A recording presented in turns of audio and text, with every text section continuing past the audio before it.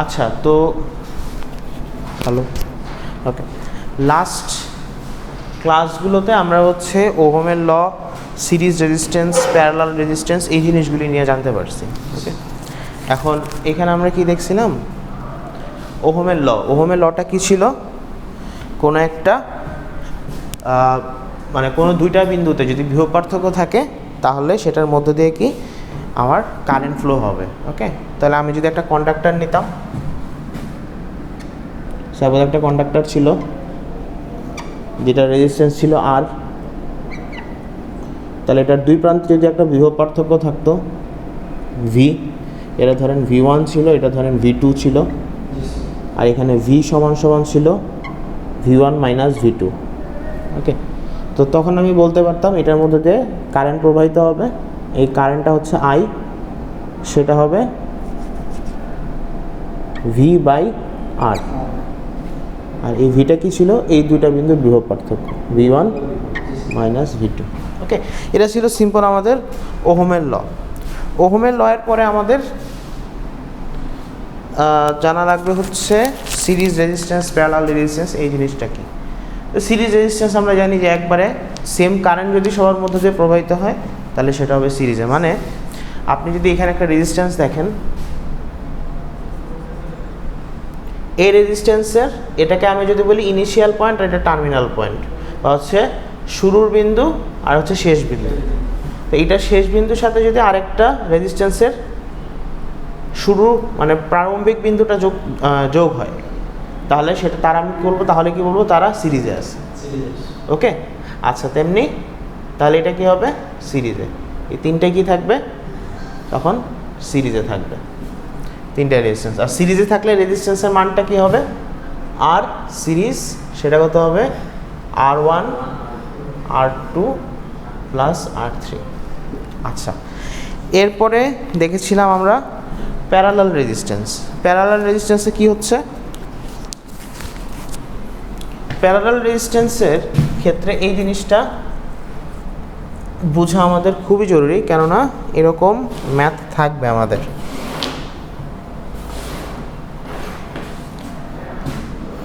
Parallel রেজিস্ট্যান্সে আমার যে এই যে রেজিস্ট্যান্সের যে শুরুর বিন্দু এবং শেষ বিন্দু মানে স্টার্ট পয়েন্ট আর এন্ড পয়েন্ট, সবগুলোর স্টার্ট পয়েন্ট কমন পয়েন্ট হবে, মানে একই বিন্দু হবে,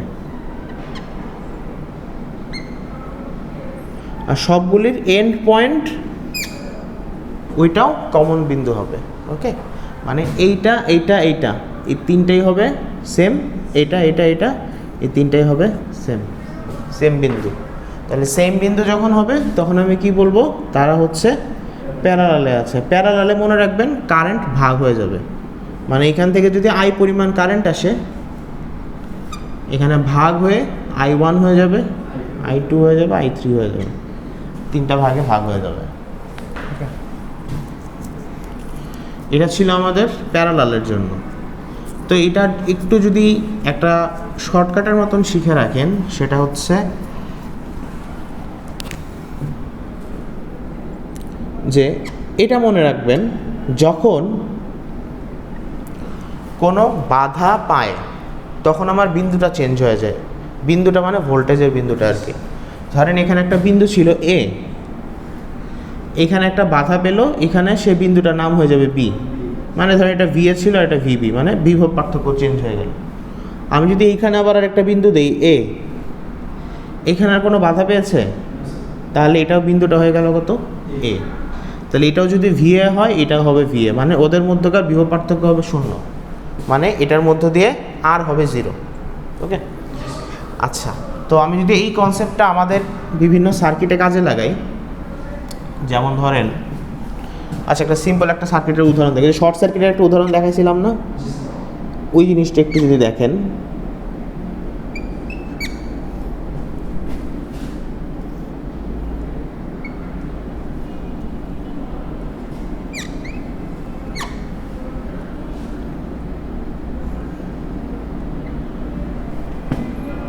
ধরেন এখানে আমার R1 ছিল,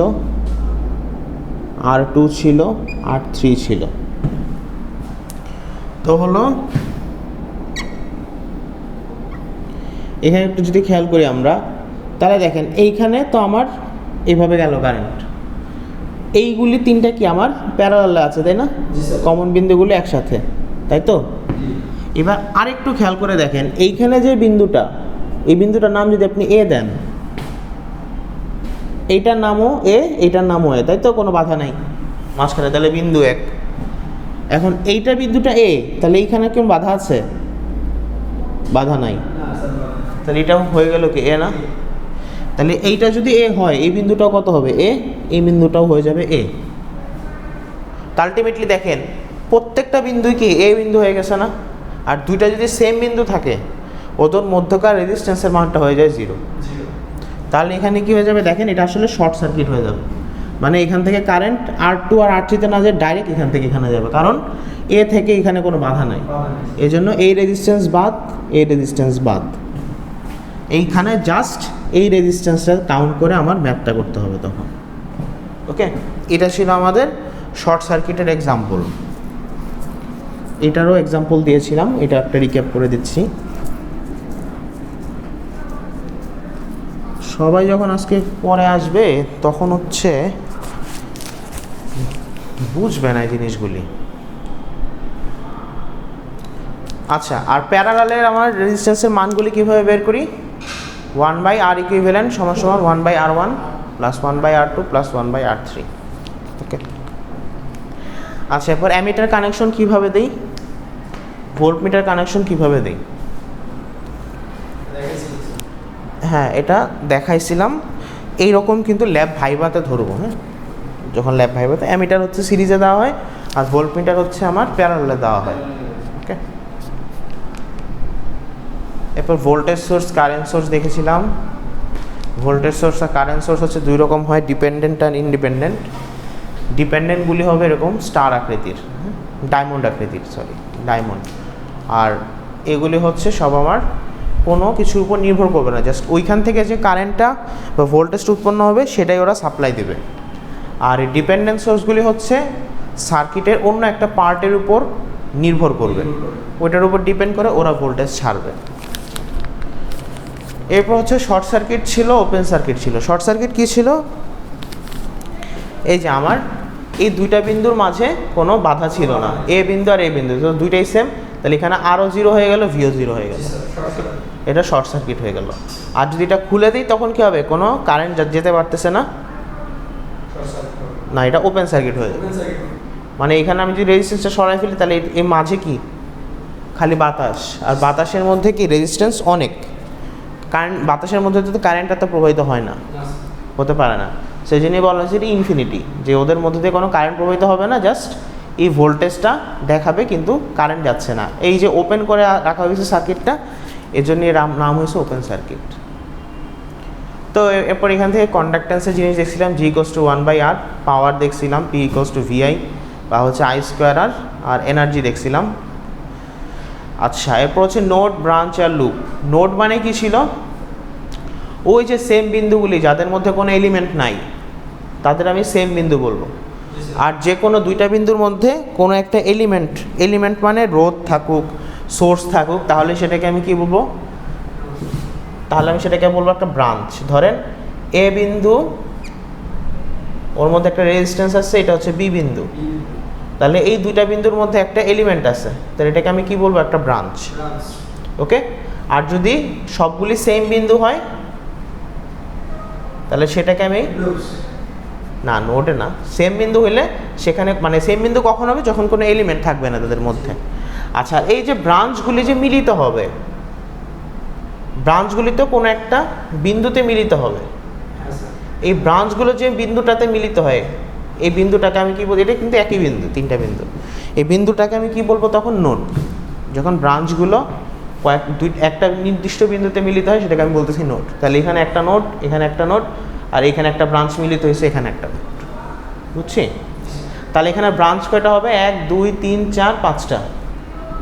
বুঝা গেছে? যে ব্রাঞ্চ মানে কি? দুই বিন্দুর মাঝখানে যদি একটা এলিমেন্ট থাকে, রোধ থাকুক, সোর্স থাকুক। ওকে, তাহলে এটা কি একটা ব্রাঞ্চ, দুইটা ব্রাঞ্চ, তিনটা ব্রাঞ্চ, চারটা ব্রাঞ্চ, পাঁচটা ব্রাঞ্চ। আচ্ছা, নোড কয়টা হবে তাহলে? দুইটা ব্রাঞ্চের বা দুইটা ব্রাঞ্চ তার অধিকের মিলিত স্থলটাকেই বলা হচ্ছে কি নোড। তাহলে এটা একটা নোড, তাহলে তিনটাকে একসাথে মিলিত হয়েছে, এটা একটা নোড। এটা কিন্তু আলাদা আলাদা নোড না, হ্যাঁ। এরপর হচ্ছে এটা আরেকটা নোড, তাহলে একটা দুইটা তিনটা চলে গেল। হ্যাঁ আসলে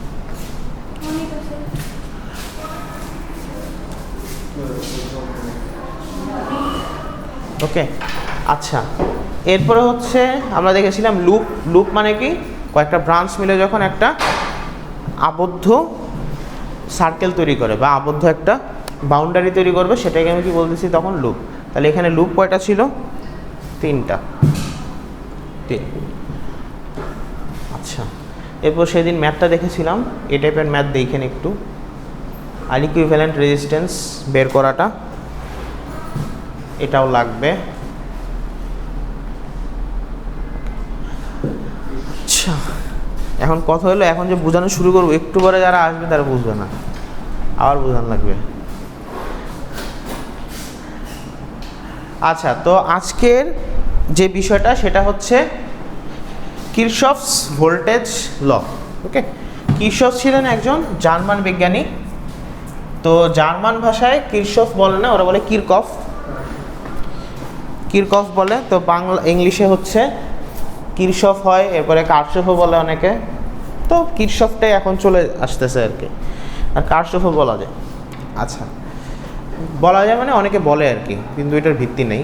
তো কিরশফ উচ্চারণটাই হয়, প্রোনাউন্সিয়েশনটা। তো কিরশফের হচ্ছে আমি দুইটা ল পাই, একটা হচ্ছে কিরশফস কারেন্ট ল, সেটা হচ্ছে কেসিএল যেটা, আর কিরশফস ভোল্টেজ ল, সেটা হচ্ছে কেভিএল যেটা। আচ্ছা, তাহলে কিরশফস কারেন্ট লতে কি বলা হয়েছে আমরা একটু স্লাইডটাতে দেখি। কিরশফস কারেন্ট লতে বলা হয়েছে যে the algebraic some of currents entering a node is zero. The algebraic some of currents entering a node is zero. তার মানে আমরা একটু আগে কি নোড জিনিসটা দেখলাম না? নোড কি ছিল? নোড কি ছিল? আমার যে এই যে ব্রাঞ্চ ছিল না, এগুলি কি ব্রাঞ্চগুলো আমার যেখানে মিলিত হয় সেটাকে আমি কি বলতেছি? নোড। দুই বা ততোধিক ব্রাঞ্চ যে বিন্দুটাতে মিলিত হয় সেটাকে আমি কি বলতেছি? নোড।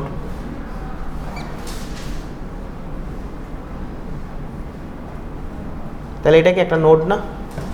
এটা একটা নোড, এটা একটা নোড। আচ্ছা, তাহলে ওদের কথাটা কি দাঁড়াচ্ছে? নোডের ক্লিয়ার কনসেপ্টটা? আপনি মনে ক্লিয়ার না?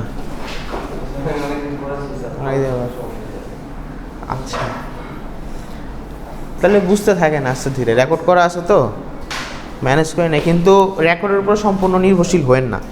এই কোর্সটা কিন্তু একটু টাফ, হ্যাঁ। যারা ইলেকট্রিক্যালের মেন থাকে ওদের জন্য টাফ হয়ে যায়, কারণ এখানে ম্যাথমেটিক্স পার্ট বেশি। এখন যদি সামান্য কনসেপ্টে ভুল থাকে তাহলে কিন্তু আপনার ম্যাথ ভুল আসবে, জিনিসটা এরকম। আর এখানে থিওরি খুব কম, অথবা কেসিএল কি কেভিএল কি একটুকু আসবে আপনার 1 বা 2 মার্কে, কিন্তু ম্যাথটা থাকবে 3 বা 4 মার্কে। তো একটু ক্লিয়ার হয়ে থাকেন কনসেপ্টগুলি, হ্যাঁ। আর এগুলি আমি তো এখানে পড়াচ্ছি, ভিডিও রেকর্ড আছে, পাশাপাশি এই টপিকগুলি আপনি ইউটিউবেও দেখতে পারবেন। হ্যাঁ, ওইটাই ম্যাক্সিমাম ক্ষেত্রে করা হয়। তো ওখানেও দেখবেন আপনার ওরাও সহজ করে বুঝাই দেয়, আর এখানেও ভিডিওতে আমি যতটুকু পারি যে ভেঙে ভেঙে বুঝাই দিতে। আচ্ছা, তো আমরা ব্রাঞ্চ আর নোড চিনেছিলাম, তাই তো? আমাদের ব্রাঞ্চ কী ছিল? ব্রাঞ্চটা ইয়াতে মনে রাখবেন যে আমার দুইটা বিন্দু থাকবে, ওর মাঝখানে যদি কোনো একটা এলিমেন্ট থাকে, এলিমেন্ট মানে সেটা রোধ হতে পারে, সেটা সোর্স হতে পারে। ওকে, তাহলে যখন কোনো দুইটা বিন্দুর মধ্যে রোধ থাকে, সোর্স থাকে, তাহলে সেটাকে আমি কি বলবো? একটা ব্রাঞ্চ।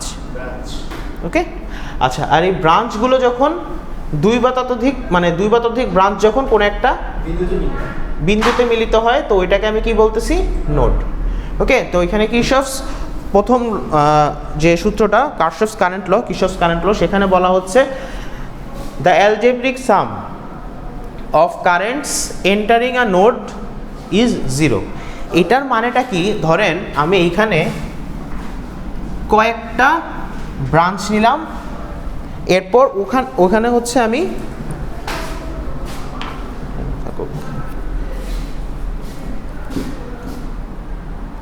এটা একটা ব্রাঞ্চ নিলাম, এটা একটা ব্রাঞ্চ নিলাম,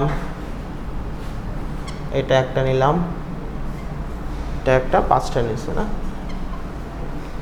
আচ্ছা, তাহলে এখান থেকে কি দেখা যাচ্ছে এই নোডটাতে কোন কোন কারেন্ট আসতেছে? এই যে এটা I1 আসতেছে, তাই তো? I1 আসতেছে, এরপর I4 আসতেছে, I4 আসতেছে, ওকে। এরপর I3ও আসতেছে,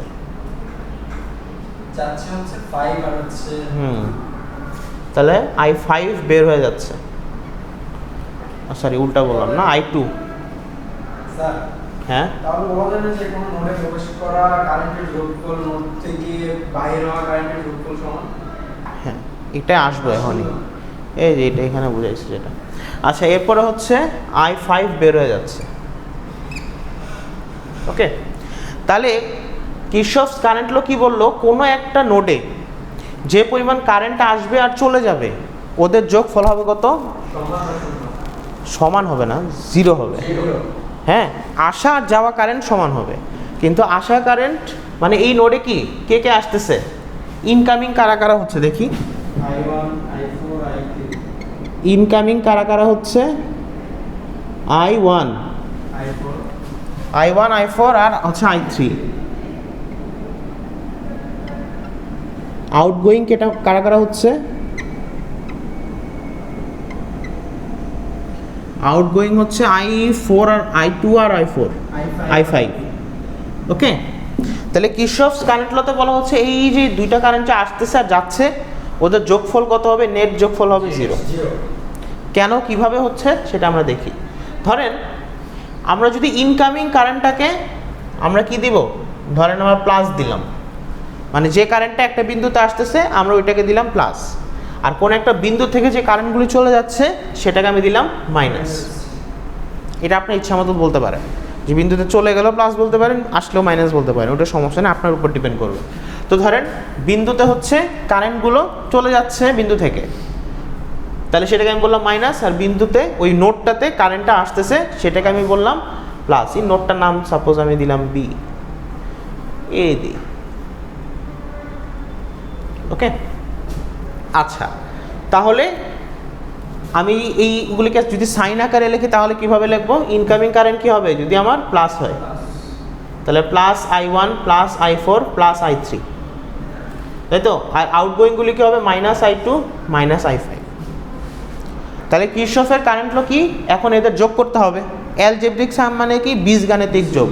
বীজগাণিতিক যোগ মানে কত? 2 প্লাস 5 কত? 7। সিম্পল যোগ যেগুলি, আবার বাইনারি যোগ আছে, আবার অনেক টাইপের যোগই আছে, ওকে। তো এই ইনকামিং আর আউটগোয়িং এই দুইটার যোগফল হবে আমার 0। তার মানে আমি কি বলতে পারি এখান থেকে, কেসিএল থেকে কি বলা যায়?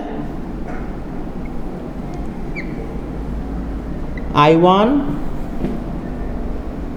Plus I4 plus I3 minus I2 minus I5 equals to কত? 0। এইটার সাইন হচ্ছে মাইনাস I2, এটার সাইন হচ্ছে মাইনাস I5। ওদের যোগ করা মানে কি? মাইনাস I2ই, মানে একসাথে এরকম লিখতে পারবো আমি, মানে ইনকামিং আর আউটগোয়িং এইভাবে লিখলাম।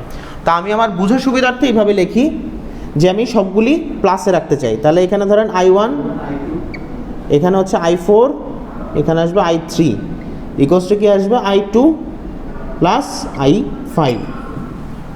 তাহলে আমি এখান থেকে বলতে পারি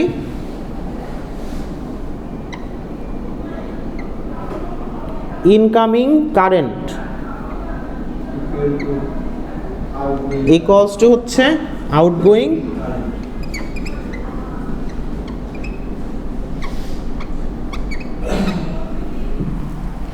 ইনকামিং কারেন্ট ইকুয়ালস টু হয়ে যাচ্ছে আমার তখন আউটগোয়িং কারেন্ট।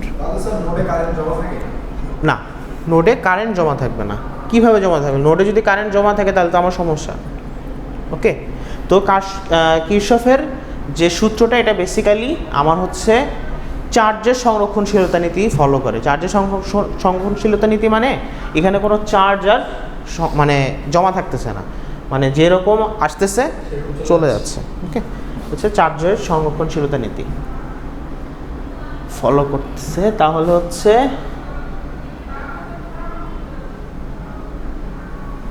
আচ্ছা, তাহলে incoming current equals to outgoing current. Okay, আর এই জিনিসটাকে এইভাবে লেখা যায় সামেশন অফ, এটাকে কি বলতেছে, আই ইকুয়ালস টু 0।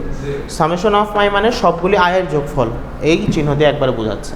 দুইটা দেখে কনফিউশন হওয়া লাগবে না। আর এখানে হচ্ছে এন এর মান 1 থেকে এন এর মান হচ্ছে 5, মানে I1 থেকে I5 সবগুলোর যোগফল হচ্ছে 0।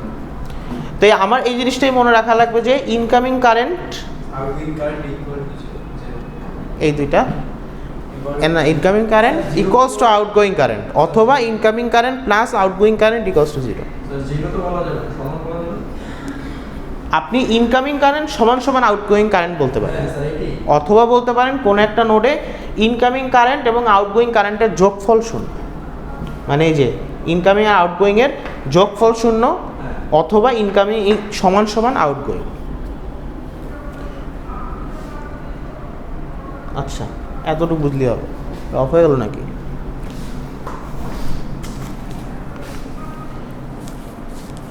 তাহলে আপনারা এই যে ফিগার এ যে দেওয়া আছে, এইখান থেকে বলেন তো, বলতে পারবেন কিভাবে আসলো অ্যান্সারটা না দেখে? এইখানে দেখেন, এটা কি একটা নোট? আপনি এইটা দেখলে কনফিউজড হবেন। এটাতে দেখেন আগে, এটা একটা নোট। নোট মানে কি, আমার কোনো বাধা নাই, যেটা সেম জিনিস।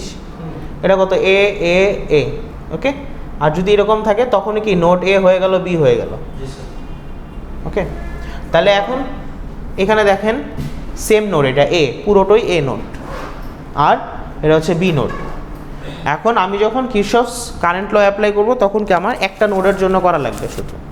তাহলে ধরেন আমি এ নোডের জন্য করি, তাহলে এ নোড থেকে আমি বললাম যে আইটি পরিমাণ কারেন্ট বের হয়ে যাচ্ছে, আর এখানে আসতেছে কি I1 থেকে কারেন্ট আসতেছে, I2 বের হয়ে যাচ্ছে, I3 ইনকামিং হচ্ছে না। তাহলে এ বিন্দুতে কি হচ্ছে, আইটি বের হয়ে যাচ্ছে, I1 ঢুকতেছে, I2 বের হয়ে যাচ্ছে, I3 আসতেছে। তাহলে এখানে ইনকামিং কারেন্ট কোনটা কোনটা হবে? I1 I3। তাহলে আমি যদি ইনকামিংগুলি প্লাস লিখি, তাহলে আমি কি লিখতে পারি, প্লাস কত হবে, I1 plus I3 equals to outgoing. Outgoing হলে কি হবে, IT প্লাস I2। আপনি এইভাবেও লিখতে পারেন ইনকামিং সমান সমান আউটগোয়িং, অথবা আপনি এইভাবেও লিখতে পারেন I1 I3 minus IT minus I2 equals to 0, এইভাবেও লিখতে পারবেন। ওকে, ইনকামিং সমান সমান আউটগোয়িং এইভাবেও লেখা যাবে, বা টোটালটার ইনকামিংটা প্লাস ধরে আউটগোয়িংটা মাইনাস ধরে ইকুয়ালস টু 0 এইভাবেও লেখা যাবে। এতটুকু ক্লিয়ার? বুঝি নাই মনে না? আচ্ছা, বুঝেন নাই? আচ্ছা,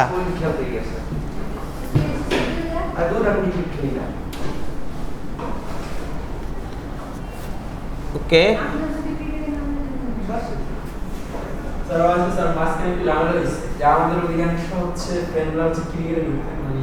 সবাই ক্রিকেট খেলবে? বাহ, ফেসবুকের কমেন্টস স্যার পুরো ভরা হয়েছিলাম। তাহলে বাছাই হবে না? আজকে বস স্যার সাড়ে থেকে নোটিশ আসছে যে যারা যারা খেলবে 10টার দিকে নাম দিবা। আচ্ছা, আপনারা কি ল্যাবশিট দেখছিলেন? আপনাদের হচ্ছে লেকচারার ল্যাবশিট আপলোড করে দিয়েছিলাম, হ্যাঁ, একটু দেখে নিন। আজকে হচ্ছে আমরা ল্যাব করব ফার্স্ট একটা। আচ্ছা, তাহলে কিরশফস কারেন্ট ল আমার ক্লিয়ার? জি স্যার। আচ্ছা, তাহলে আমি এখন যদি আরেকটা সেকেন্ড লটাতে যাই, সেকেন্ড লটাকে আমি বলতেছি কিরশফস ভোল্টেজ ল। ওকে, আগেরটাতে কি ছিল, একটা নোডে যে পরিমাণ কারেন্ট আসতেছে আর চলে যাচ্ছে তাদের যোগফল 0, অথবা ইনকামিং কারেন্ট অথবা সমান সমান আউটগোয়িং কারেন্ট হচ্ছে, মানে যে পরিমাণ কারেন্ট আসতেছে সমান সমান যে পরিমাণ কারেন্ট চলে যাচ্ছে তাদের যোগফল। আচ্ছা, তাহলে এখন হচ্ছে কেভিএল। কেভিএলটা কাজ করবে কি, কিরশফস ভোল্টেজ ল। তাহলে ভোল্টেজ ল কি নিয়ে কাজ করবে, তাহলে ভোল্টেজ কারেন্ট ল নিয়ে কাজ করছিল, কারেন্ট। আচ্ছা, তাহলে ভোল্টেজ লতে কি আছে, আমার একটা সার্কিটে কি থাকে, একটা ভোল্টেজ সোর্স থাকে। হ্যাঁ, আমার একটা সার্কিটে একটা ভোল্টেজ সোর্স থাকে জেনারেল। তো এইটার সাথে এরপর আমি এটার সাথে রেজিস্ট্যান্স অ্যাড করলাম।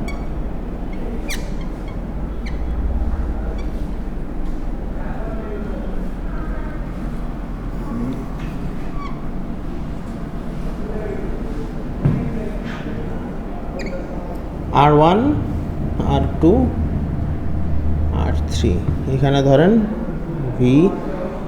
VS ছিল। আচ্ছা, এটার উদাহরণটা হচ্ছে যে একটা বাস্তবের রিয়েল উদাহরণ দিই। যেমন ধরেন মানে একটা নর্মাল একটা উদাহরণ, ধরেন আপনার কাছে 100 টাকা ছিল, আপনি বাজারে যাবেন, আসার পরে আপনার কাছে কোনো টাকা থাকে না।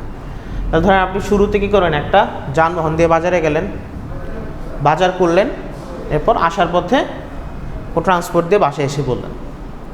তাহলে আপনার যে টোটাল যে অ্যামাউন্টের টাকাটা ছিল, এই অ্যামাউন্টের টাকাটা আমার প্রত্যেকটা জায়গায় যেখানে বাধা পেলাম ওইখানে খরচ হয়ে গেল।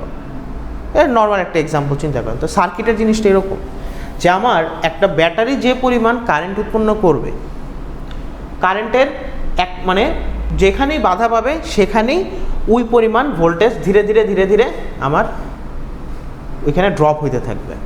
ওকে, তো এই যে পরিমাণ ভোল্টেজ ড্রপ হচ্ছে আর যে পরিমাণ ভোল্টেজ উৎপন্ন হচ্ছে, ওদের মধ্যে সম্পর্কটা কী হবে, যারা যে পরিমাণ ভোল্টেজ ড্রপ হয়েছে টোটাল ওদের যোগফল সমান সমান হবে যতটুকু উৎপন্ন হয়েছে তার সমান। মানে উৎপন্ন ভোল্টেজ সমান সমান যে পরিমাণ ভোল্টেজ ড্রপ হয়েছে তাদের যোগফলের সমান। ওকে, যেমন ধরেন এইখানে আমার ভোল্টেজ ড্রপ কত, V1, তাই না? এখানের V1টা কত হবে, I ইন্টু R1 না? এইটা কত হবে, V2। এই ভোল্টেজটা কত হবে, V3। তাহলে দেখেন আমি যে VS পরিমাণ উৎপন্ন করলাম তার একটা অংশ কি হচ্ছে, V1-এ চলে যাচ্ছে, একটা অংশ চলে যাচ্ছে V2-তে, একটা অংশ চলে যাচ্ছে V3-তে। তো এই যে V1, এই V2 আর V3 এদের যোগফল করে আমি কি পাবো, VS এর সমান আসবে। মানে আমার সোর্স ভোল্টেজটা হচ্ছে VS, ধরেন এটা 10 ভোল্ট, উদাহরণ। আমি এখানে V1টা পেলাম 3 ভোল্ট, V2টা পেলাম 6 ভোল্ট, আর V3 পেলাম 1 ভোল্ট। এগুলিকে আমার ড্রপ হচ্ছে না? ড্রপ মানে কি, রেজিস্ট্যান্স দিয়ে কারেন্ট যাওয়া মানে সেখানে ভোল্টেজ ড্রপ হচ্ছে, বুঝছি? তো এই যে ভোল্টেজ ড্রপগুলো, ওই ড্রপগুলোর যোগফল মানে V1, V2 প্লাস V3, এটা কত হবে, VS এর সমান, সোর্স ভোল্টেজের সমান হবে। তো এটাই বলা হচ্ছে কিরশফস ভোল্টেজ লতে, যে sum of voltage drops equals to sum of voltage rise. Voltage rise মানে হচ্ছে ভোল্টেজ ডেভেলপড, এই যে এটা। তাহলে এই টোটাল VSটা সমান সমান হচ্ছে বাকি তিনটার যোগফল। তাহলে এটা বলা হচ্ছে যে algebraic some of voltage around a close path is 0। তাহলে এটা যদি আরেকটু সুন্দরভাবে বলতে চাই, তাহলে VSটা যদি এই পাশে নিয়ে আসি, তাহলে ধরেন আমার উৎপন্ন ভোল্টেজ বা যে ভোল্টেজে জেনারেট হচ্ছে ওটাকে যদি আমি প্লাস দিই, ওকে, যারা ভোল্টেজ উৎপন্ন করতেছে যেমন VS, যেমন একটা ব্যাটারি ভোল্টেজ উৎপন্ন করতেছে, আপনি ব্যাটারি একটা LED বাল্বের সাথে যুক্ত করলেন, আপনার LED বাল্বটাকে জ্বলবে, 3টা LED বাল্বের সাথে যুক্ত করলেন, 3টা বাল্বই জ্বলবে। তাহলে ব্যাটারি কি করতেছে, ভোল্টেজ উৎপন্ন করতেছে, আর বাল্বগুলি কি করতেছে, ওই ভোল্টেজটা নিতেছে, নিয়ে কি ভোল্টেজগুলি শেষ করে দিচ্ছে। তাহলে আমি যদি উৎপন্ন ভোল্টেজটাকে প্লাস দেই আর যেখানে ভোল্টেজগুলি ড্রপ হচ্ছে সেটাকে মাইনাস দেই, তখন কি হবে, তাহলে VS প্লাস দিলাম, V1 মাইনাস হবে, V2 মাইনাস হবে, V3 মাইনাস হবে, ওদের যোগফল কত হচ্ছে তখন জিরো। ওই তো কেসিএল এর মতোই আমরা দেখতে পারবো যে ভি এর সমান সমান হচ্ছে V1 plus V2 plus V3, মানে উৎপন্ন যে ভোল্টেজ, উৎপন্ন ভোল্টেজ মানে কি একটা সোর্স, একটা ব্যাটারি হতে পারে, একটা কি বলে ব্যাটারি হতে পারে, কোষ হতে পারে, তারপর অল্টারনেটর হতে পারে, তো অনেক কিছু হতে পারে। তো মানে আমার যে সোর্স আমার ভোল্টেজ জেনারেট করতেছে ওই সোর্সের ভোল্টেজটা হবে যেখানে যেখানে ভোল্টেজগুলি ড্রপ হচ্ছে তাদের সমান। যোগফলের সমান। আর এটা অবশ্যই কি হওয়া লাগবে, একটা ক্লোজ বাউন্ডারি হওয়া লাগবে, মানে একটা ক্লোজ লুপ হওয়া লাগবে।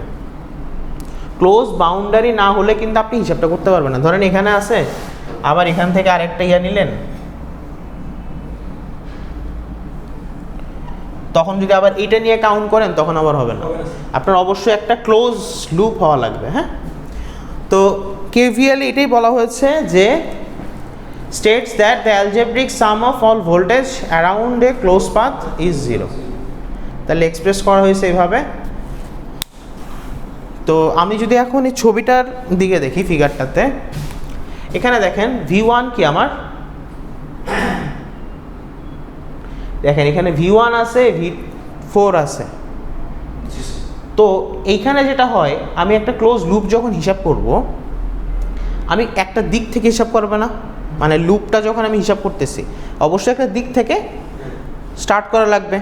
তো এইটার জন্য আমি যে মেথডটা ইউজ করি সেটা হচ্ছে, ধরেন এরকম লুপের ঘোরার মেথড এরকম ইউজ করতে পারেন, ক্লকওয়াইজ, আবার এমনও করতে পারেন অ্যান্টি ক্লকওয়াইজ, একদিক থেকে ঘুরলেই হয়েছে।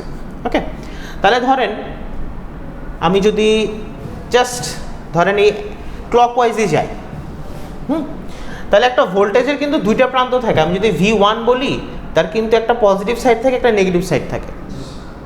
এটা একটু ইম্পর্টেন্ট, এই জিনিসটা মনে রাখবেন। যদি ধরেন আপনার হিসাবে আপনি যদি এইভাবে হিসাব করেন যে যদি প্লাসের দিক থেকে এই যে এই সাইনটা যে আছে, ধরেন এটা এরকম ছিল প্লাস মাইনাস V1, তাহলে এই সার্কেলটা কি ফার্স্টে প্লাস দিয়ে ঢুকতেছে, এরপরে মাইনাস দিয়ে বের হচ্ছে। যদি প্লাস দিয়ে ঢুকে তখন আমি সমীকরণে লিখব V প্লাস V1 প্লাস। আর যদি ধরেন এরকম করে থাকবে, তখন এটা কি মাইনাস দিয়ে ঢুকতেছে, প্লাস দিয়ে বের হচ্ছে, তখন আমি ইকুয়েশন এটা লিখব V1 মাইনাস। ওকে, আচ্ছা এখন আমাদের এটা সহজ হবে আরো। এটা দেখেন আমি ওদের লুপটা কিভাবে ধরলাম, ক্লকওয়াইজে গেলাম। ক্লিয়ার? তাহলে এই যে ক্লকওয়াইজে যখন গেলাম, আমি ধরে নিলাম যে V2টা হচ্ছে প্লাস মাইনাস, মানে আমি ধরলাম যে এই রেজিস্ট্যান্সটার এটা কত ছিল R2, এই রেজিস্ট্যান্সটার এই দিক দিয়ে কারেন্ট যাচ্ছে। তাহলে যে দিক দিয়ে কারেন্ট যায় ওইটাকে আমি কি বলি, ওইটাকে আমি প্লাস ধরি, ওই সাইডটাকে, মানে যে দিক দিয়ে কারেন্ট যাচ্ছে ওই সাইডটাকে আমি প্লাস ধরতেছি। ওকে, আর যে সাইড দিয়ে কারেন্ট বের হচ্ছে ওইটা হচ্ছে মাইনাস। তো এই জন্য আমি লিখি যে V2 এর এই সাইডটা প্লাস, এই সাইডটা মাইনাস। আচ্ছা,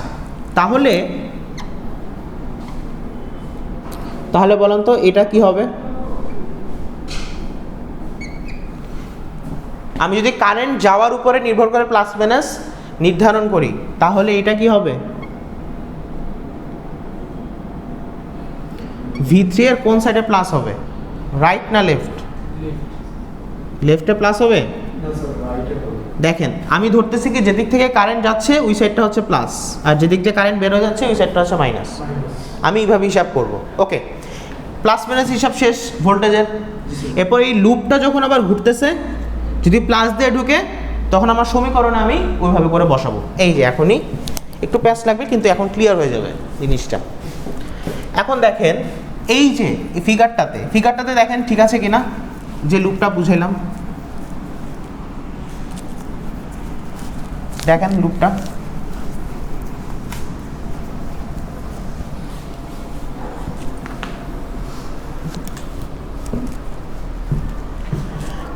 আচ্ছা, এখানে কি ধরলাম, প্লাস মাইনাস তো সোর্সেরটা দিয়েই দিছে, সোর্সেরটা প্লাস মাইনাস ওরা দিয়েই দিছে। আমি কি করতে পারি, খালি রেজিস্ট্যান্সেরটা হিসাব করতে পারি। তাহলে এইখানে আমি নিলাম V1, ওকে, প্লাস মাইনাস, এখানে একটা রেজিস্ট্যান্স, V2 3 5।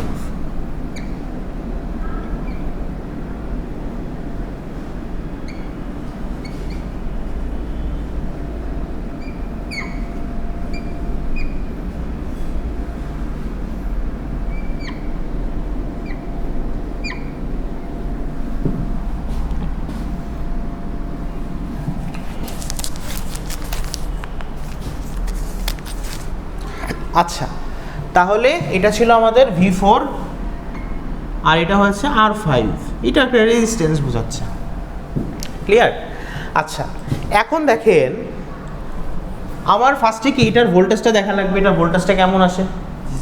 তাহলে আমি চিন্তা করলাম কারেন্ট ধরেন এই দিক থেকে যাচ্ছে, এই সার্কিটটার কারেন্ট এই দিক থেকে যাচ্ছে। তাহলে এই দিক থেকে যদি যায় তাহলে এটার দুই পাশের ভোল্টেজ ড্রপটা কত হবে? V2 না? বুঝতে পারছি? এই কারেন্টটাই যখন এদিক দিয়ে যাবে তখন এই সাইডের ভোল্টেজ ড্রপটা কত হবে? V3। ক্লিয়ার? এরপর তো এটা তো দাওয়াই আছে, আর R5 রোধের দাওয়া নাই। তাহলে আমি ধরলাম যে কারেন্টটা এই দিক দিয়ে যাবে, এদিক দিয়ে এসে এদিক দিয়ে ঘুরে আবার এখানে শেষ হবে। তাহলে কারেন্ট যখন এদিক দিয়ে যাচ্ছে তাহলে আমি সেটাকে কি বলতেছি, এটা প্লাস এটা মাইনাস, তাই এটা হচ্ছে V5 ধরে নিলাম। এতটুকু ক্লিয়ার? আচ্ছা, তাহলে এখন যদি আমি কিরশফস ভোল্টেজ ল অ্যাপ্লাই করি, ফার্স্টে কিন্তু আমি কি করব? আগে হচ্ছে স্যার কারেন্ট নিচে ওটা যোগ করব, কারেন্ট সাইন। ওকে, ফার্স্ট হচ্ছে কারেন্ট সাইন নিলাম, এরপরে কি হবে? Resistance voltage polarity. এই যে দিক দিয়ে কারেন্ট যাচ্ছে ওইটার ভিত্তিতে আমি ভোল্টেজের প্লাস মাইনাসটা নির্ধারণ করলাম, এই জন্য বলা হচ্ছে পোলারিটি, মানে প্লাস মাইনাসটা নির্ধারণ করতেছি পোলগুলো। এরপরে কি করা হচ্ছে? লুপ। এরপরে আমি কি চালাবো? এখন লুপটা চালাবো। তাহলে লুপ কি? ধরেন আমি ক্লকওয়াইজ লুপটা ঘোরাচ্ছি। তাহলে আমি যদি ক্লকওয়াইজ লুপটা ঘুরাই তাহলে কি হবে বলেন তো? আমি জাস্ট একটা নোড থেকে হিসাব শুরু করি, এইখান থেকে আমি লুপটা ঘোরানো শুরু করলাম। তাহলে কি হচ্ছে, এই লুপটা কোন দিক দিয়ে ঢুকতেছে? হ্যাঁ, V1 এর কোন সাইড দিয়ে ঢুকতেছে? প্লাস না মাইনাস? মাইনাস। তাহলে কি হবে? এটা মাইনাস V1। বুঝতে পারছি? এরপরে কি হচ্ছে, এই লুপটা আবার কি যাচ্ছে? V2 এর প্লাস না মাইনাস দিয়ে যাচ্ছে? তাহলে প্লাস V2। এরপর V3 এর কোন দিক দিয়ে যাচ্ছে? তাহলে প্লাস V3। এরপর আবার এদিক দিয়ে যখন মানে লুপটা ঘুরে এই যে এরকম করে ঘুরে প্রত্যেকের মধ্য দিয়ে যাবে, হ্যাঁ? তাহলে এরপরে কার মধ্যে দিয়ে গেল? 4। তাহলে 4 এর কোন দিক দিয়ে যাচ্ছে? এটা কি বুঝতে পারছি? 4 এর যে মাইনাস দিয়ে যাচ্ছে, তাহলে হচ্ছে মাইনাস V4। এরপরে কোন দিক দিয়ে গেল? প্লাস V5 ইকুয়ালস টু কত হবে? 0। যে পরিমাণ ভোল্টেজ আসতেছে আর উৎপন্ন হচ্ছে আর ড্রপ হচ্ছে, ওদের যোগফল হয়ে যাচ্ছে কত আমার? 0। ওকে, এতটুকু ক্লিয়ার? এটা একটু তুলে রাখেন এই টাইপের। আচ্ছা, কারেন্ট সাইন মানে ফার্স্টে আপনি কারেন্ট সাইনটা নির্ধারণ করবেন যে আপনার ওই লুপের ব্রাঞ্চগুলির মধ্য দিয়ে কারেন্টটা কোন দিক দিয়ে যাচ্ছে, হ্যাঁ? কারণ কারেন্ট সাইন যদি আপনি নির্ধারণ না করেন তখন দেখবেন যে তখন আপনি পোলারিটি নির্ধারণ করতে পারবেন না। ওকে, ফার্স্ট আগে চিন্তা করে নেবেন, ধরেন কারেন্ট এই দিক দিয়ে যাচ্ছে, অথবা বলতে পারেন কারেন্ট এই দিক দিয়ে যাচ্ছে। এখন যদি কারেন্টের মান মাইনাস এসে পড়ে তখন আমি বুঝবো যে উল্টা দিক দিয়ে যাচ্ছিল। ওকে, তো হচ্ছে এই দিক দিয়ে আমি লুপটা চালিয়ে এলাম, তখন আসছে এরকম সিনারিও।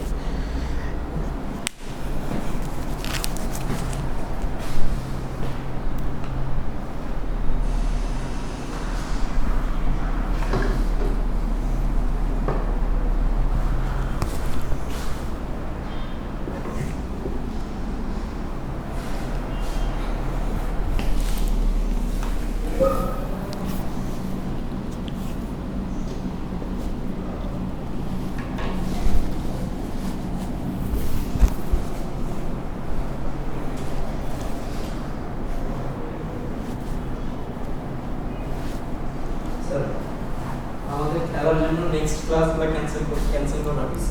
নেক্সট ক্লাস মানে এরপরে যে ক্লাস ছিল ল্যাব, না ল্যাব না স্যার, আপনার ক্লাস না, হচ্ছে খাইরুল স্যারের ক্লাস, মানে একটা আড়াইটার পর থেকে যেগুলো, একটা আপনার ক্লাস শেষ হবে 11:30 ক্লাস আছে না 11:30 থেকে আপনাদের ল্যাব। এই যে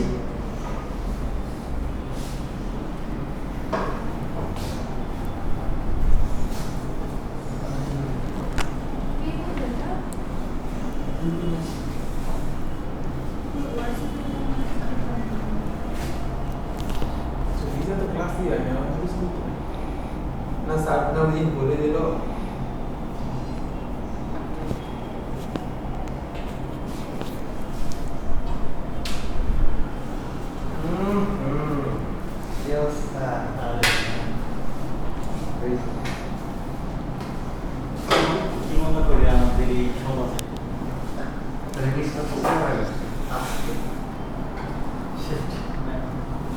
ওকে,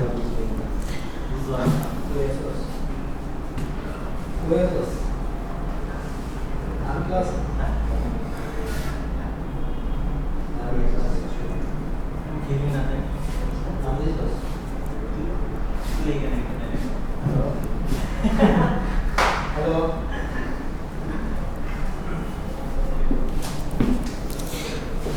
আচ্ছা তাহলে হচ্ছে আমরা একটা এক্সাম্পল দেখি।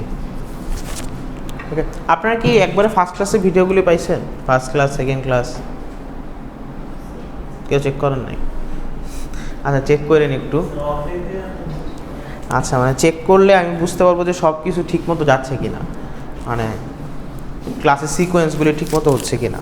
মানে একজন মিস করে আবার পরের ক্লাসে আসলেন তো মাঝখানে কিছু বুঝবেন না, এটা হলো বিষয়। তো এখন হচ্ছে একটু দেখেন, আর এই টপিকগুলো হচ্ছে ক্লাসে তো পাবেন, আপনি বইতে পাবেন, নেটে পাবেন, ইউটিউবে পাবেন, সব জায়গাতেই পাবেন। কিন্তু সবচেয়ে যেটা জরুরি, পরীক্ষায় কিন্তু থিওরি খুব কম আসবে, কারণ এই চ্যাপ্টারে আমাদের এই কোর্সটাতে থিওরিটা খুব কম। আমাদের কিন্তু ম্যাক্সিমাম এই ম্যাথমেটিক্সই করা লাগবে।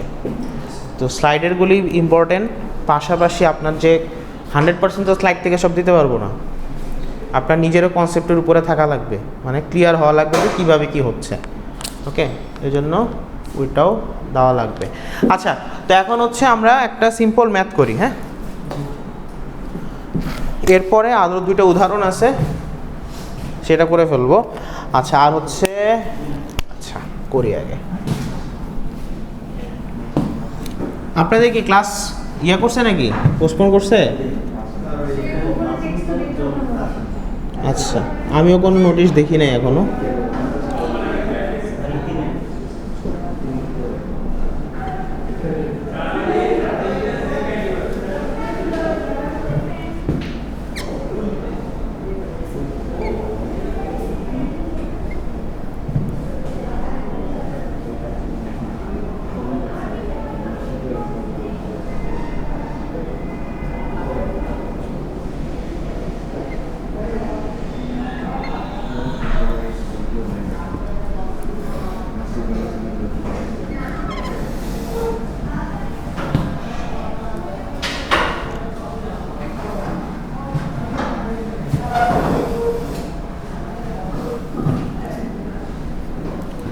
আচ্ছা, এই সার্কিটটার জন্য আপনি হচ্ছে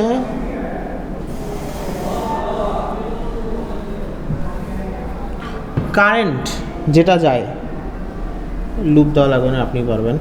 এখান থেকে যে কারেন্টটা যাচ্ছে আই, এই আই কারেন্টটা কেভিএল দিয়ে বের করেন, বা কেভিএল কেসিএল যা আছে ওটা দিয়ে বের করেন।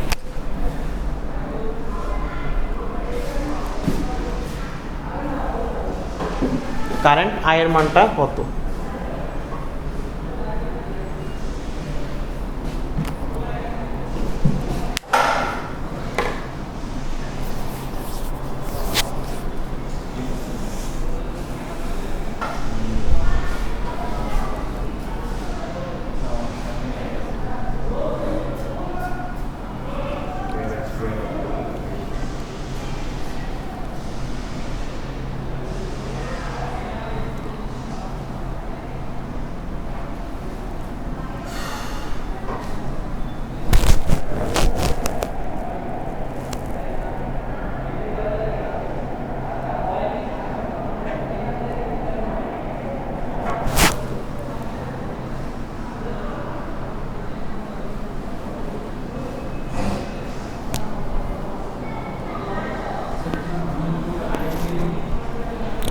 ওইভাবে করলে তো ওহমের সূত্র হয়ে গেল, কিন্তু খালি বললাম যে কেভিএলটা অ্যাপ্লাই করে আপনি আইটা বের করতে পারবেন কি না। আপনি যেভাবে পারেন আগে আই বের করেন, একভাবে করলে হয়েছে আগে। পারছেন আই?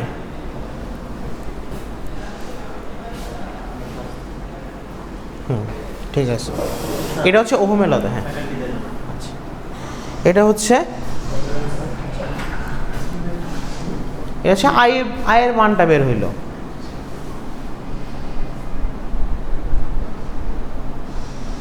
আচ্ছা, তাহলে আয়ের মান বের হয়েছে, ঠিক আছে। তাহলে আপনি যে কাজটা করবেন, আপনি হচ্ছে এখানে V1 V2 আর V3 বের করেন। পারবেন না? পারবেন। এই যে এখানে V1টা কত হবে, আই যাচ্ছে না, আই ইন্টু আর না, তাহলে আই ইন্টু আর 1, তাহলে V1 V2 V3 বের করেন। এরপরে তিনটা যোগ করে দেখেন এটা সমান আসে কিনা।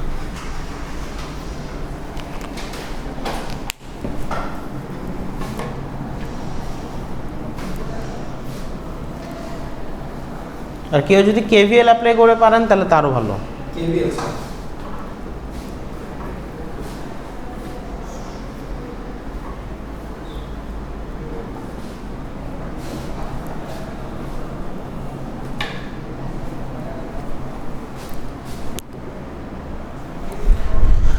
আচ্ছা, আমরা একটু দেখি যে এইখানে আপনি আগে ধরে নেন যে এই রেজিস্ট্যান্সের জন্য আমার হচ্ছে এদিক দিয়ে কারেন্ট যাচ্ছে, তো তাই তো?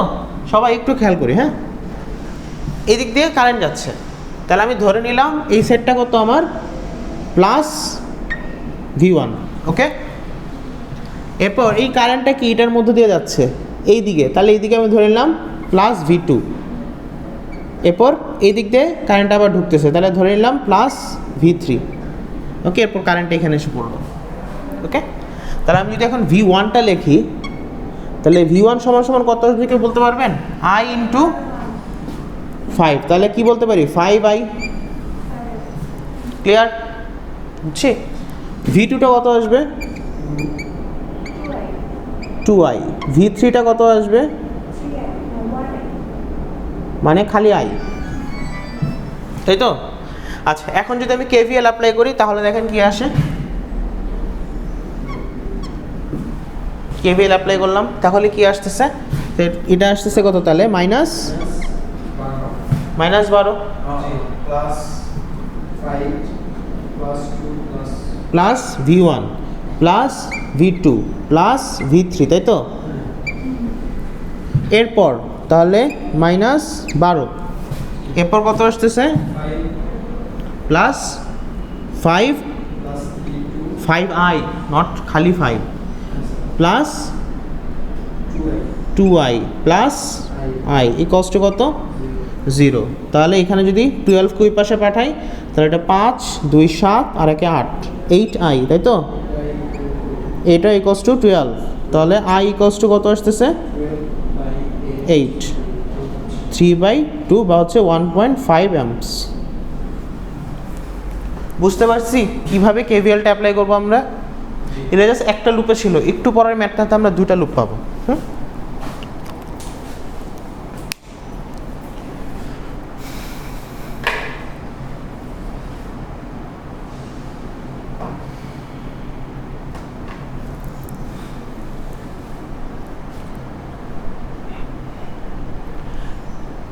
এই কেভিএলটা হলেই আমি চিন্তা করতেছি আপনাদের একটা সিটি নিয়ে নেব, কারণ এরপরে যত টপিকে যাব আরও জিনিসটা কমপ্লেক্স হতে থাকবে। কেন কেভিএলের পরে হচ্ছে আমি মেশে যাব, মেশ অ্যানালাইসিস আর কেভিএলের মধ্যে অনেক ঝামেলা হয়, কেননা কাছাকাছি দুইটা। এরপর হচ্ছে সুপারপজিশন, তারপর হচ্ছে নোডাল অ্যানালাইসিস, এরপর থেভনিন আর নর্টন, 5টা। এরপর হচ্ছে এসি সার্কিট। তো শুরুতে একটা সিটি দিয়ে দিলে আশা করি ভালো থাকবে সবার। মোটামুটি এর মধ্যে আর একটা অ্যাসাইনমেন্ট দিয়ে দিব। এখানে তো হচ্ছে চ্যাপ্টার যদি বলতে চাই, আমি যদি আলেকজান্ডার সাদিকুর বইটা ফলো করতেছি। হ্যাঁ, তো ওইটার হচ্ছে জাস্ট চ্যাপ্টার 2তে এখনও আছে আর কি, চ্যাপ্টার 2তে। এরপর চ্যাপ্টার 3 4 5 প্রত্যেকটা হচ্ছে জাস্ট এক একটা থিওরাম নিয়ে ছোটো ছোটো করে চ্যাপ্টার আর কি, 3 4 5 এই 4টা। আর যদি এসি সার্কিটে যাই তাহলে হচ্ছে 7 মেবি আসবে, আর হচ্ছে আর একটা আসবে 8। তো এত কিছু লাগবে না, পুরো চ্যাপ্টার পড়লে তো আপনার অনেক কিছু পড়া লাগবে। আমি স্লাইডে যেভাবে গুছাই দেবো এভাবে করলেই হয়ে যাবে, জাস্ট টপিক ধরে আপনি পেয়ে যাবেন। আর যদি কেউ বই পড়তে চান তাহলে সাদিকুর 2 নাম্বার হচ্ছে এইটা, কেভিএলেরটা যাচ্ছে আলেকজান্ডার সাদিকুর, যে ফান্ডামেন্টালস অফ ইলেকট্রিক্যাল ইঞ্জিনিয়ারিং, ওই বইটাতে। আমি তাহলে বইটাও আপলোড করে দিব না আপনাদের ইয়েতে, ইএমএসে। আচ্ছা, তাহলে এটা ক্লিয়ার হয়েছি আমরা। এবার এই জিনিসটা দেখান তো পারেন কি না। আর ল্যাবের বিষয় কি জানি কে বললেন? কোশ্চেন 1টা একটু ট্রাই করেন তো।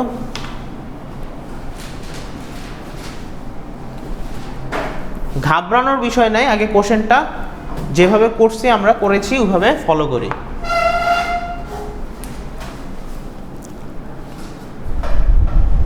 কারো কাছে ক্যালকুলেটর আছে? সাইন্টিফিক ক্যালকুলেটর নিয়ে ঘুরবেন একটা, আপনার ইঞ্জিনিয়ার, একটা ক্যালকুলেটর রাখবেন সাথে।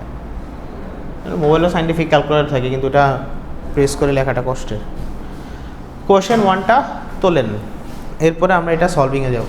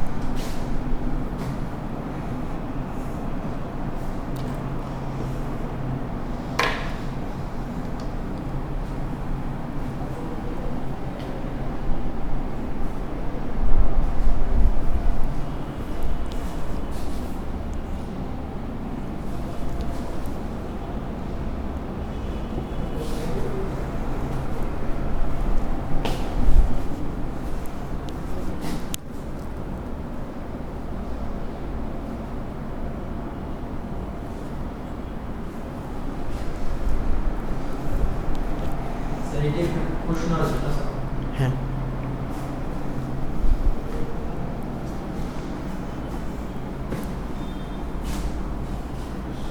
সিটি তো আপনাদের 10 মার্কের হয়, তাই না? সিটি যদি নেই তাহলে হচ্ছে ইকুইভ্যালেন্ট রেজিস্ট্যান্স, ওহমস ল, আর হলো কেভিএল কেসিএলের একটা থাকবে। টোটাল 3টা কোশ্চেন থাকবে, 3 3 4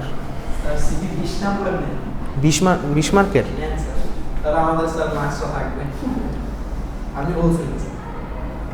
না, সিটি আমি নিব 10 মার্কের, সবাই সিটি নেয় না। আর হচ্ছে অ্যাসাইনমেন্ট নিয়ে নিব একটা।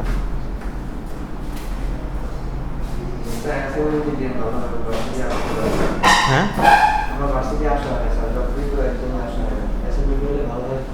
এই যে অ্যাসাইনমেন্ট আমি দিব, আমি সবার মার্কসেই মোটামুটি ইয়ে করে রাখবো যাতে ঝামেলা না হয় ইনশাল্লাহ।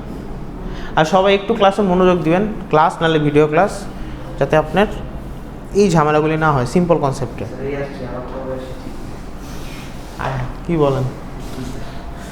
আচ্ছা, তাহলে এটা কি কোশ্চেন তোলা হয়েছে?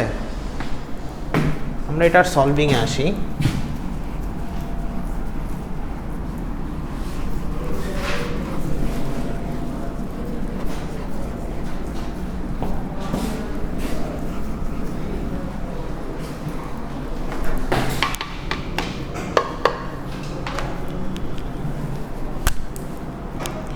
দেখেন এইখানে ফার্স্টে আমার কাজ কি, এই ভিগুলি বের করে ফেলা। ওকে, মানে ভি এর পোলারিটিগুলি বের করে ফেলা। তাহলে কি হচ্ছে,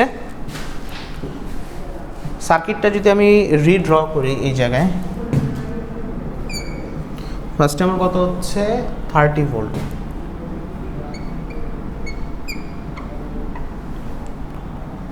এটা গেল এদিকে, তারপর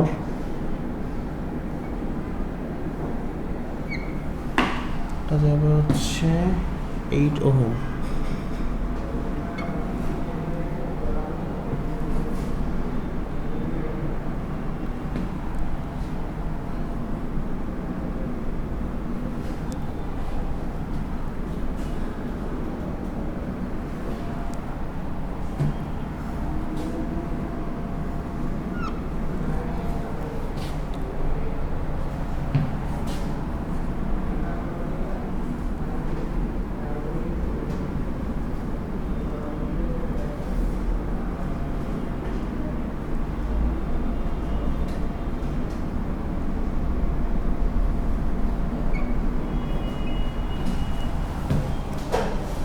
ওকে, কোশ্চেন 1টা যদি আমরা দেখি তাহলে এই পাশের ভোল্টেজটাকে আমি কত বললাম, আমি চিন্তা করলাম যে কারেন্ট ধরেন আমার এদিক দিয়ে যাচ্ছে। ওকে,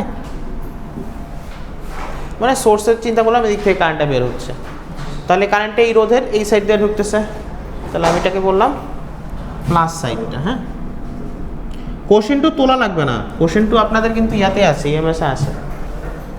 ওকে, আচ্ছা, তাহলে এটাকে আমি ধরে নিলাম V1। এরপর দেখলাম যে কারেন্টটা এখানে এসে কি এখন ভাগ হয়ে যাবে না? ওই যে কেসিএল আমরা কি পড়েছিলাম, আসা কারেন্ট আর যাওয়া কারেন্টের সমান হয়, তাহলে আচ্ছা ওইটা তো পড়ে আসি। তাহলে এখানে কত হচ্ছে, এটাকে ধরে নিলাম আমরা, ওরাই বলে দিছে। আচ্ছা, ওরা এটাকে বলছে I1, তাই তো, I1। তাহলে এইখানে চলে গেছে I2 না 3, এই বরাবর চলে গেছে I3, এই বরাবর চলে গেছে I2। ক্লিয়ার? তাহলে I2 যখন এদিক দিয়ে গেল, আমি ধরে নিলাম এটা হচ্ছে কত আমার V2। I3 যখন এদিক দিয়ে গেল, তখন আমি এটা ধরে নিলাম এটা হচ্ছে আমার V3। শেষ, আমার ভোল্টেজ টোল্টেজ এগুলো হিসাব করা শেষ। আচ্ছা, এখন হচ্ছে আমার I1, I2, I3 এই মানগুলো বের করা লাগবে, যেহেতু বলেছে ফাইন্ড কারেন্টস অ্যান্ড ভোল্টেজেস। আচ্ছা, তাহলে I1, I2, I3, V1, V2, V3 তিনটাই আমার বের করা লাগবে। Find currents and voltages in the circuit. আচ্ছা, তাহলে হচ্ছে কোশ্চেন 1 যেটা আর কি, এটা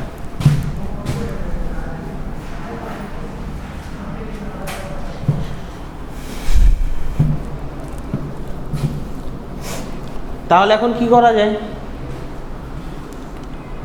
এখানে কি কেউ আমার বলতে পারবেন লুপ কয়টা?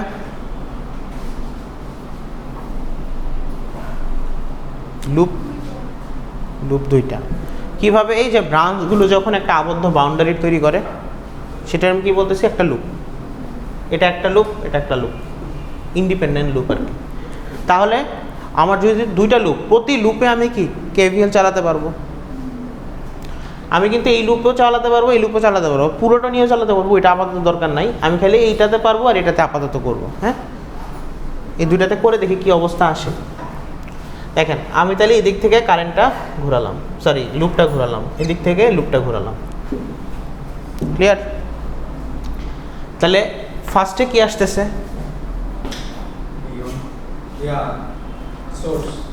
হ্যাঁ, লুপ 1-এ তাহলে আমার কি আসতেছে? লুপ 1 তো গেল, তাহলে লুপ 1 আমি কি পাচ্ছি?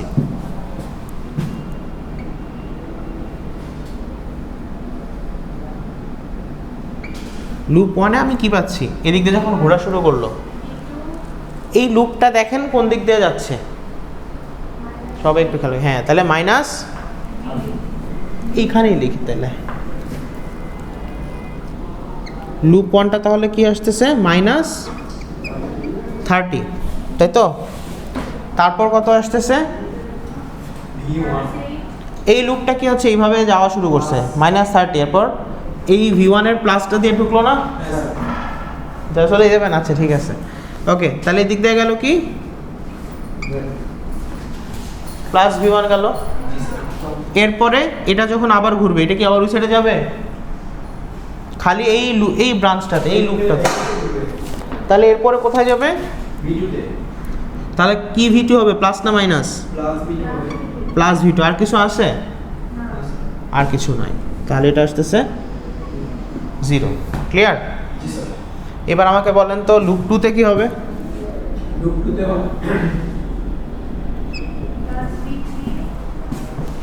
লুপ 3-তে কি হবে? এইভাবে যাওয়া শুরু করবে, তাই তো? যখন এইভাবে গেল, তাহলে ফার্স্টে ঢুকতেছে কার মধ্যে দিয়ে? V3 এর প্লাস দিয়ে ঢুকতেছে, তাহলে আসতেছে কত?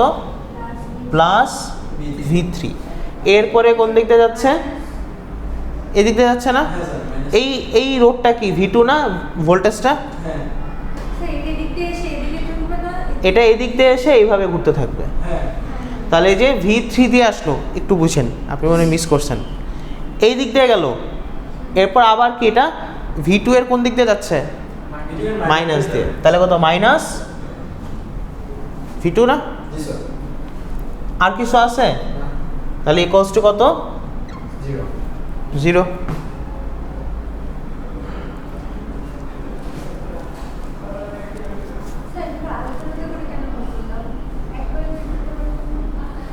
একবারে করলে কিভাবে করবেন? একবারে করলে আপনি তো পুরাটা নিয়ে ওখানে মাঝখানে V2 বাদ যাবে, তাহলে আপনি এইখানে এসে তার ঘোরার উপায় নাই। লুপ মানেই কি আপনার আবদ্ধ একটা এরিয়া, তাহলে আপনার হ্যাঁ লুপ মানে ঘুরে আবার ওই বিন্দুটা শেষ হবে। তাহলে আমার তো পুরো সার্কিটটা আসতেছে না, একবার ঘুরায়। হ্যাঁ আগেরটা জাস্ট একটা ছিল, আর এটা কিন্তু দুইটা পার্ট হয়ে গেছে, এই জন্যই দুইটা লুপ পাচ্ছি। ওকে,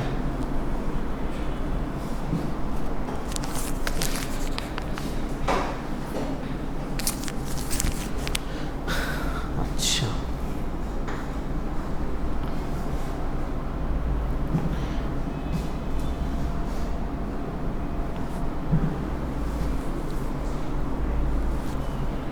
তাহলে এখন দেখেন আমি যদি V1 এর মান বসাই, এখন একটু কাজ লাগবে আপনাদের।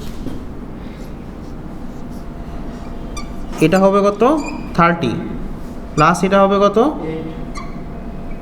I1 ইন্টু 8 মানে 8I1, তাই তো? প্লাস V2 কত আসতেছে? 3। ওটার মধ্যে দিয়ে কারেন্ট কোনটা যাচ্ছে? এই দেখেন V2 এটা না, V2 মধ্যে দিয়ে মানে কোন কারেন্টটা যাচ্ছে? মানে 3 এর মধ্যে দিয়ে 3 ইন্টু I2, তাই তো? V equals to IR। আচ্ছা ইকুয়ালস টু কত আসতেছে? 0। তাহলে আমি খালি এখানে I1 আর I2 এই পাশে রাখি, ওইটাকে ওই পাশে পাঠাই দিই। তাহলে কি আসে দেখেন, 8I1 plus 3I2 equals to কত আসে? 30।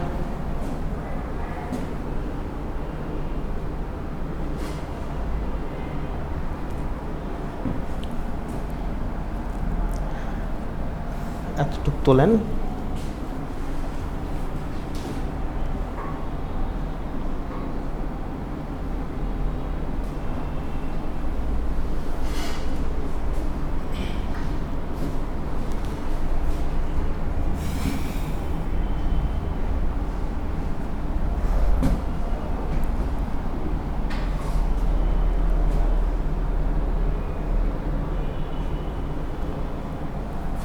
আচ্ছা তাহলে এখন বলেন এখানে কি হবে লুপ 2 তে?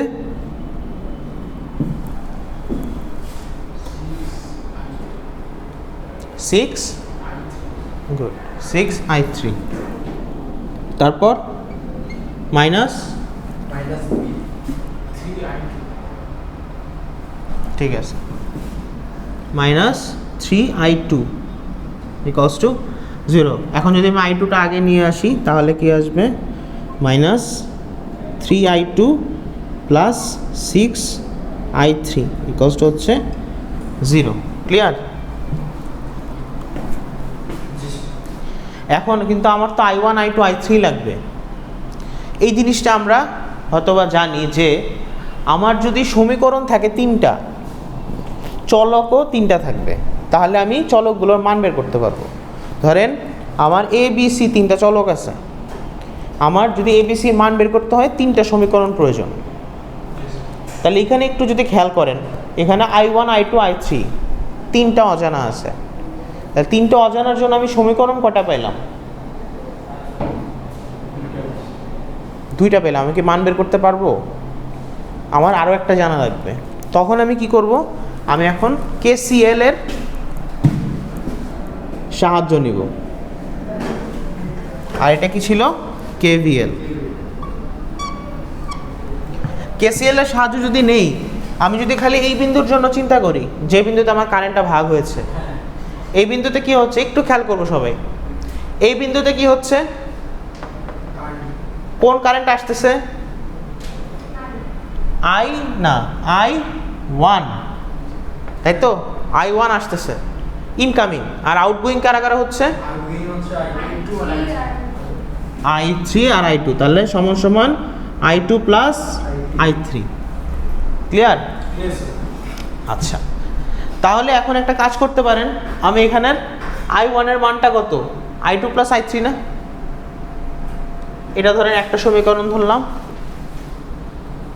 এটা হচ্ছে একটা, এটা হচ্ছে আরেকটা। 3টা সমীকরণ আগে আনেন।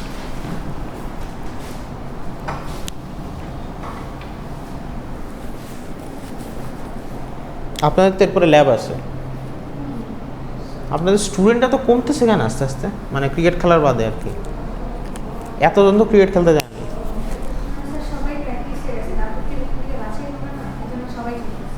আচ্ছা, কিন্তু যারা নেক্সট ক্লাসে সমস্যা না হয় তারা কিন্তু আসছেন।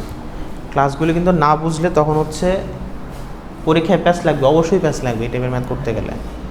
আমি এখানে মোটামুটি প্র্যাকটিসও করাবো, সমস্যা থাকলে তো সলভ করাই দিচ্ছি। ভিডিও যাচ্ছে, ভিডিও দেখে আপনার 100% ক্লিয়ার হবে না, কিন্তু আপনার প্র্যাকটিক্যালেও হাতে কিছু করা লাগবে, ক্লাস করবেন সবাই। আচ্ছা, এরপরে হচ্ছে তাহলে আমার কী কী আনা লাগতেছে দেখেন, I1 I2 I3 আনা লাগবে। তাহলে আমি কী করতে পারি দেখেন,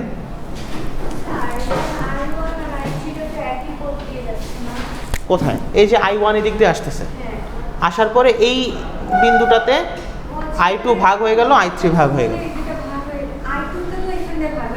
হ্যাঁ হ্যাঁ, না এই যে ভাগ হয়ে তো ধরেন এখান থেকে 10 অ্যাম্পিয়ার আসতেছিল, 2 অ্যাম্পিয়ার যদি চলে যায় 8 অ্যাম্পিয়ার থাকবে না এই পাশে, তাহলে এটা কি I1 এর সমান হবে? তাহলে এই জন্য এখানে এসে এখানে দুটো ভাগ হয়ে গেল। ধরেন এই যে পানি ফ্লো হচ্ছে, দুইটা রাস্তা পেলো, এক সাইডে 2 সাইডে ভাগ হয়ে গেল আর কি। তো এটা সেম কারেন্ট যাবে না, এটা কারেন্টের মানের চেঞ্জ থাকবে, কেননা এখানে একটা অংশ চলে গেছে। বুঝলি সমস্যা হচ্ছে বুঝতে? আচ্ছা, রেকর্ডগুলি দেখে নিয়েন আর একটু আগে গেছেন পড়লে ক্লাসে। আপনিও কি ক্রিকেটে নাকি? আচ্ছা, লাস্ট ক্লাসে আসছিলেন? আজকে ফার্স্ট? তাহলে তো অনেক কিছু মিস করছেন, 1 2 3টা ক্লাস। স্যার এই জায়গায় আছে ধন্যবাদ, ক্রিকেটের নাম দেওয়া আছে। ক্রিকেটের নাম দেওয়া আছে সবার? আমাদের জি। যাওয়ার ইচ্ছা আছে এখন? না স্যার, খালিদ স্যার নাম দিছি তো, উনি আসলে মাঠে গেলে আমাদের খুঁজবে। আচ্ছা, এখন আচ্ছা, মানে ছুটি তো ধরেন 11:30 শেষ হয়ে যাবে, এরপর তো আপনার ল্যাব আছে। ল্যাবটা স্যার চাচ্ছে ল্যাব তো করে, আচ্ছা ঠিক আছে, ল্যাবটাও ওইভাবে গুছিয়ে দিব। এটা বুঝছেন না? জি স্যার। ল্যাব ওই রকমই বুঝছেন, ল্যাবে খালি এটাই করে এখানে রেজিস্ট্যান্স দিবেন, ওটা আরও সহজ হবে। ওটা তো এরকম হিসাব করে বের করতেছেন, ল্যাবগুলো খালি মাল্টিমিটার ধরে ধরে দেখাবেন যে এটার যোগ আর এটার সমান, এটাই ল্যাব আজকের। আচ্ছা, তো এখন হচ্ছে এই যে I1 I2 I3, তাহলে আমি একটা কাজ করি যে I1 এর যে এই দুইটা মান, তাহলে I1 এর মানটা আমি এখানে বসাই দিই। জি স্যার। বসান তো কত আসে দেখেন, I1 এর মানটা এখানে বসান। আজকে কেউ সাইন্টিফিক ক্যালকুলেটর আনেন নাই না? ক্যালকুলেটর একটা ইজি হিসাব শিখাই দিতাম, আপনাদের কোনো ইয়ে হতো না, খালি মানটা বসাইতেন আর অ্যান্সার পাইতেন।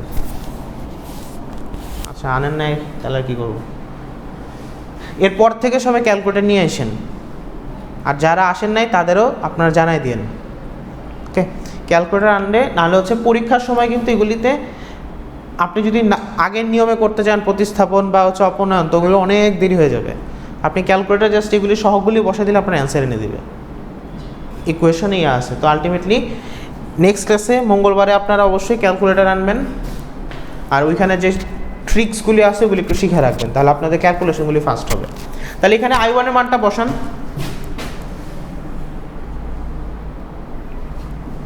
দেখেন কত আসে। I1 এর মানটা যদি এখানে বসাই তাহলে কত আসবে, 8 I2 plus 8 I3 plus 3 I2 equals to কত, 30।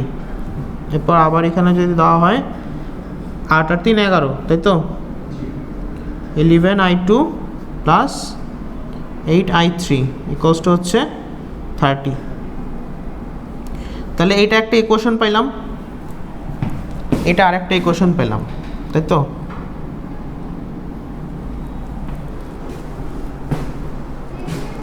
(11 I2 + 8 I3 আর -3 I2 + 6 I3। এখন জাস্ট আমার এই দুইটা সলভ করা লাগবে।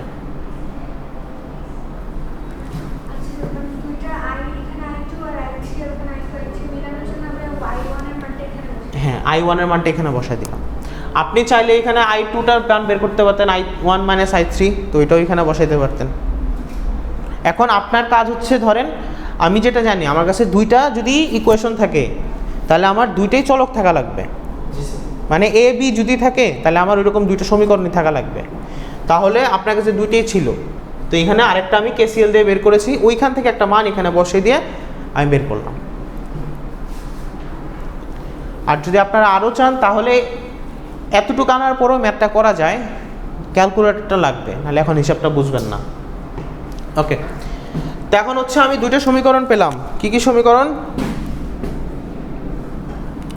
11I2 plus 8I3 equals to কত? 30। তারপর 3I2 মানে minus 3I2 plus 6I3 equals to হচ্ছে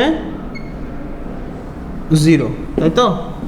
এই দুইটা সমীকরণ এখন সলভ করতে হবে আমাদের। এই দুটো সমীকরণ সলভ করলে আমরা কি পাবো?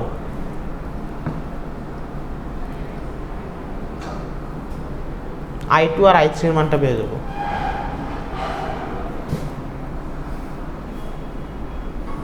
তাহলে সলভ কিভাবে করা যায় আসেন করি।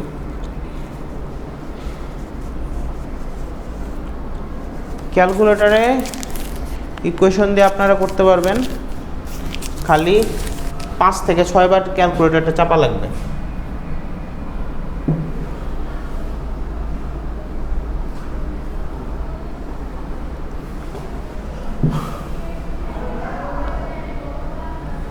ওকে, এখন সমীকরণ সলভ করতে পারি না, ভুলে গেছি।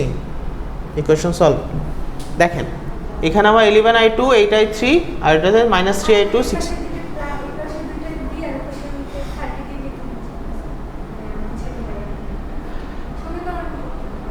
এইটা দুইটা সমীকরণ না কি?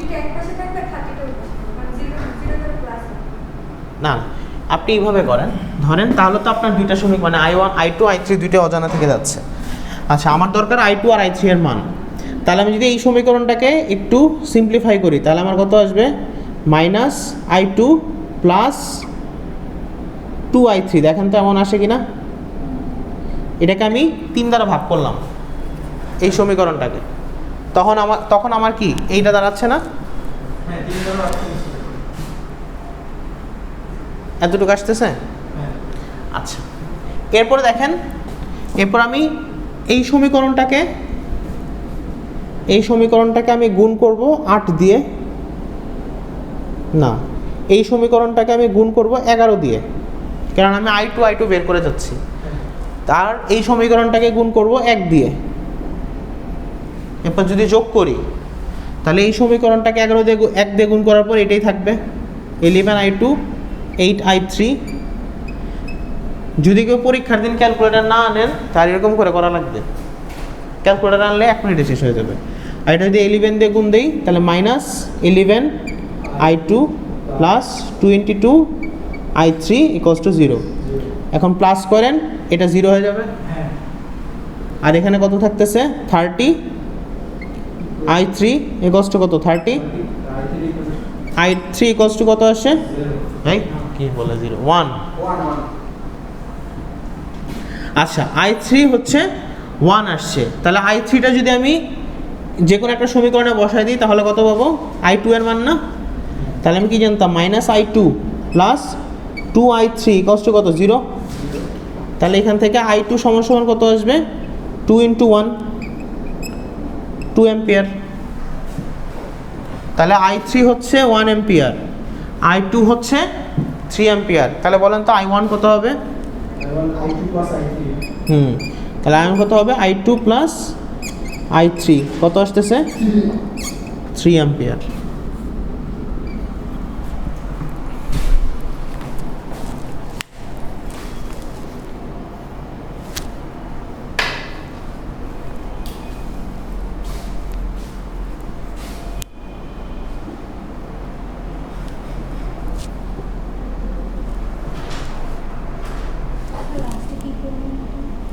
আচ্ছা, লাস্টে যেটা করেছি, হ্যাঁ I1 পর্যন্ত বুঝছেন? তাহলে এখন এটা আমি কি জানতাম, I2 প্লাস 2I3 সমান সমান কত, 0 0 না? তাহলে I3 এর মানটা এখানে বসাই দিলাম। তাহলে মাইনাস I2 সমান সমান কত, 2I, মানে 2 × 1 আর কি। তাহলে I2 2 পাশে পাঠালে কত হচ্ছে, I2 সমান সমান কত, 2। I3 মানটা যদি আপনি 1 বসান তাহলে কত আসে, minus I2 plus 2 equals to কত, 0 না? তাহলে I2টা ওই পাশে পাঠান, তাহলে কত আসবে, 2 ইকুয়ালস টু কত, I2। তাহলে I2 এর মান কত, 2।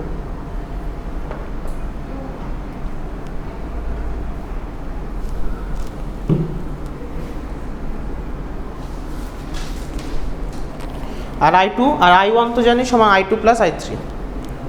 হ্যাঁ, এটা সলভটা ভালো করে রাখেন, এগুলি সলভটা লাগবে আপনাদের যখন দরকার হবে। এত বড় ম্যাথ না তো এটা, পেঁচানো হয়েছে কোথা থেকে আমি বলি। 3টা সমীকরণ বের করতে লাগবে আপনার 7 মিনিট, কিন্তু এই ক্যালকুলেশনটা যদি আপনি ক্যালকুলেটর না আনেন আপনার করতে লাগবে 10 মিনিট। আর যদি ক্যালকুলেটর আনেন আপনার লাগবে 3 মিনিট, 10 মিনিটে ম্যাথ শেষ।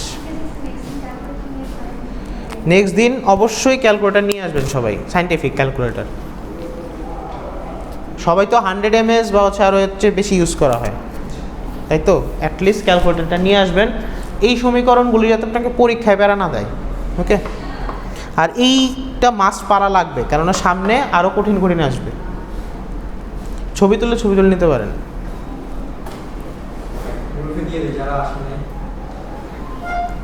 এরা দেখলে আরও আসবে না।